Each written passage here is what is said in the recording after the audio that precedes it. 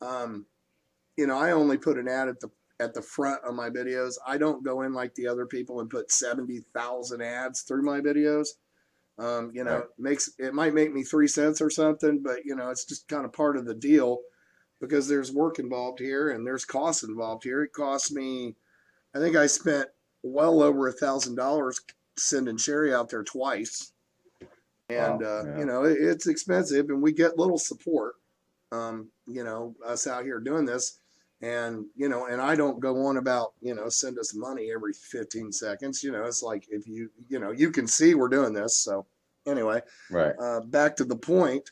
What do you think is going to happen to those guys that are out there at the refuge? Because I see that they unsealed the indictment today. What do you think's the next process? Those guys out at the refuge, they're all in the indictment now.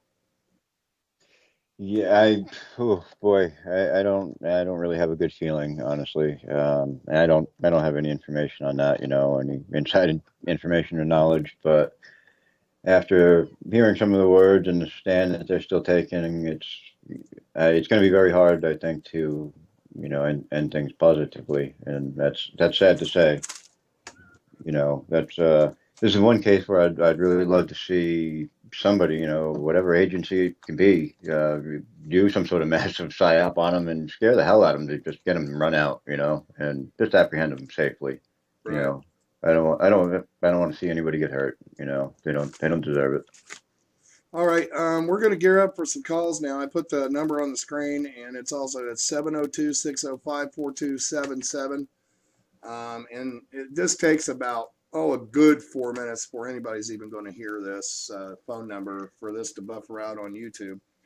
But in summary, where are you headed now? I know you're on the road.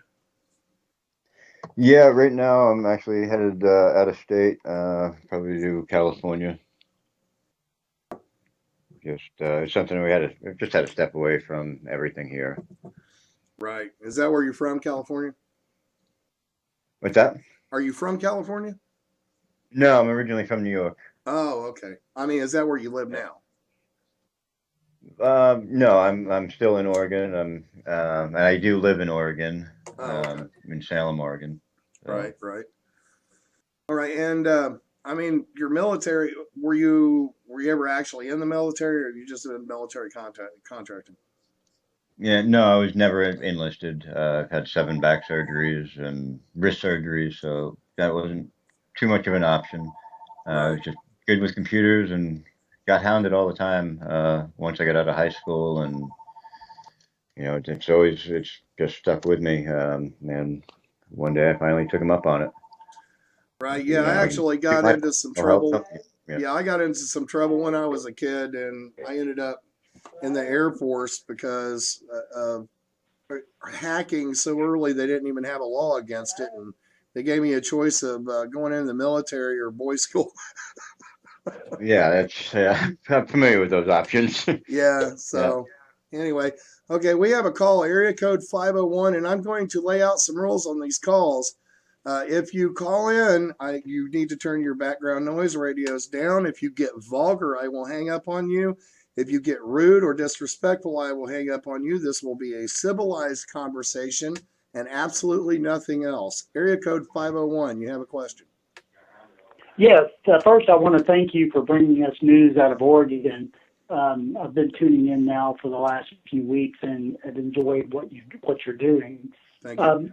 There's a lot of people in the chat room that want to know who is Kevin Preusse, and because they're googling his name and they're coming back with some not so good results, so I wanted to give him the opportunity to address that. Oh, with pleasure. It comes down to, it's the internet.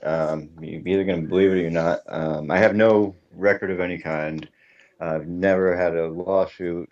I have pissed off an ex-girlfriend or two, and as a result, I got that. Which in the beginning, back then, it wasn't all that big of a deal. It wasn't a big thing. And then anytime you look at somebody wrong or tick somebody off, they could just post anything they want. I could write anything about anybody and do the same thing to them. I'll be honest, a few times I've actually wanted to uh, do the same thing to those very people, and show them how it feels, what it's like, and I can't bring myself to do it. It's We're going to do a separate interview on all that stuff, folks, after we get done vetting all this material. So everybody is on the same page. So I want to keep this on the Oregon box right now because, like you say, everybody and anybody can write anything they want on the internet, and we are still in the process of vetting the background information. And Kevin has agreed and understands that's exactly what we're doing, and we're not going to go into any of that background information until we can vet it and find out where it's coming from. And believe me, Well, absolutely. And I want to thank Kevin for coming on the air and sharing with us what he has shared thus far. all right, thank you. Yeah, it's no, thank you. I don't want to get anybody. I don't want this show turning into blame games and accusations at this point until we know what the hell's actually going on from there. Absolutely, absolutely. I just wanted to ask because I knew a lot of people were asking, and I wanted to give him the opportunity to address those Right. concerns that people had. Thank you very much, Kevin. Oh, I understand that. I knew, I was actually hoping it would be one of the first things right out of the way. I know how it looks, how it reads, and I'm glad you asked it. Because I do. I'd like to shed some light on it and let everyone see that. It's the internet. Can't believe everything you read. And just to clarify, is your middle name Kevin? I mean, is your middle name Patrick? I'm sorry. Patrick is the middle name. Okay, thank you. And thank you for taking my call. Yeah, if you go Google my name because of the radio station, there is some stuff way more horrific than what you got. I mean, way more horrific. Okay, let's see who was next. Area code 480. You're on the air. You have a question? Yes, I do. Can you hear me? Yes, I can hear you well, and I'm sure you heard the rules of engagement here on any call. Oh, so yes. Go ahead. Yes, I did. I would like to know from Kevin. He said that I believe he said that the FBI used restraint. And was he referring to the shooting incident or other things? I'm sorry, I didn't hear all that.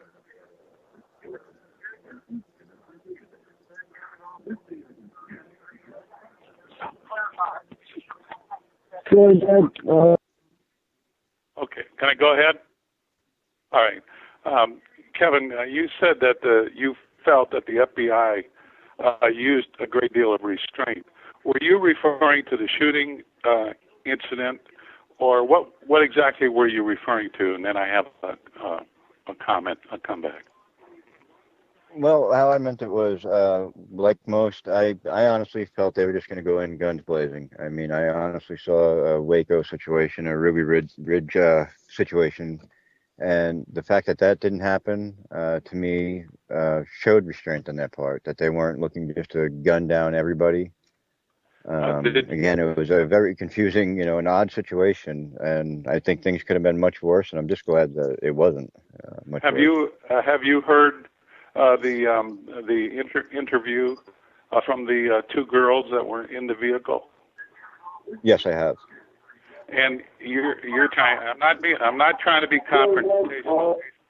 All right, but I just want to pin you down on this. When you make a blatant statement like that, you're saying that the FBI used restraint, and in the meantime, the fellow that picked the vehicle up, the wrecking agency, said that the truck looked like it was a piece of Swiss cheese.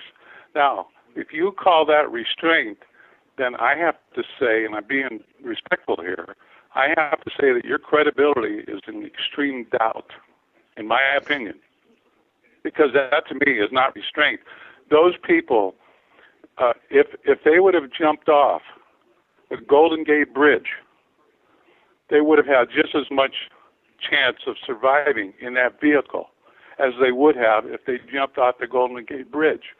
And when I hear somebody say that, I don't care who it was, whether it's the Oregon State Police or whoever it was, used restraint, I have to look at the person that says a statement like that after what went down